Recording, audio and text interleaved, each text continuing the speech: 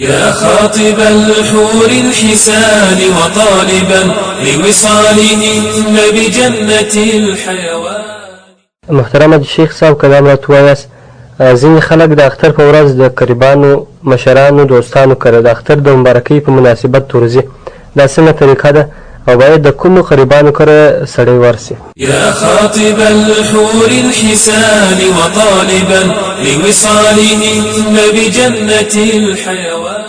د قریبانو سره قرابت پالل دا خوشکار دی، دا په شریعت کې مأمور به دی.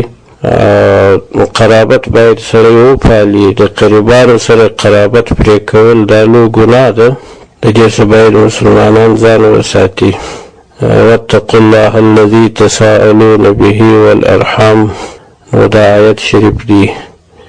نو تاسو د الله تعالی سره بیریږي او د صلې رحمۍ د پرې کولو سره بیریږي، د دې څخه ځان وساتي. د قریبانو سره قرابت پرې کول دا لوی ګناه ده، نو د قریبانو سره باید قرابت وپالل شي، پوښتنه ورباندې وشي چې نور نه دا اوس وسایل د تلیفون ورسره وشي، یو وخت تحفه ور واستول شي، مهماني ورته وشي، هغه مجبوري امداد یې وشي، کومک یې وشي.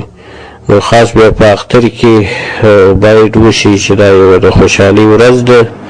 په دې ورځ بیا قریبان د نورو قریبانو په ورتګ ډېر خوشحاله کېږي. نو دا ښه کار دی چې سړی د قریبانو ته ورشي، د قریبانو سره وویني، د اختر مبارکي ورکړي، پوښتنه ورباندې وکړي. دا د قرابت پالل دي، پر دې باندې ثواب مرتب دی. حدیث شریف کې راغلی دی من احب ان يبسط له في رزقه وينسأ له في اثره فليصل رحمه. کله چا دا خوښه وي چې رزق کې دې پراخي راشي او عمر کې دې ډېروالی راشي، یعنې عمر کې دې برکت راشي، نو دی دې قرابت وپالي. نو د قرابت پالل دا د رزق د ډېرېدو سبب هم دی او په عمر کې د برکت سبب هم دی.